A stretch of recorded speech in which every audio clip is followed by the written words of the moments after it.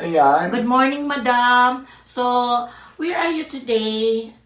Bakit may ganitong eksena? Ayan, siyempre na-invite tayo sa Tony Talks kay Tony Gonzaga na kung saan nandito tayo ngayon sa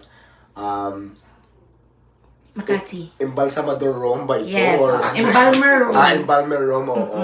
So nilalagyan niya tayo ng mga anesthesia para pagdating ng show, medyo siya lang, fresh na, mukha na tayong talagang tigero. Yes, kasi So, lahat ngayon, naman tayo may mga imperfection sa katawan. yes, oo. So ngayon, para ibang level naman to, ibang ganda-gandahan.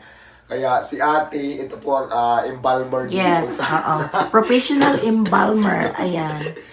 Pero in fairness, ang ganda ng embalmer dito. Naman. Parang beauty Kasi queen. ganda lang naman natin. Oo. So ngayon, kasi kanina medyo hagardos ang lola mo, di ba? Alam mo naman pinanggalingan ko. Yes. Ang hirap kaya mga lakal. So, papagandahin nyo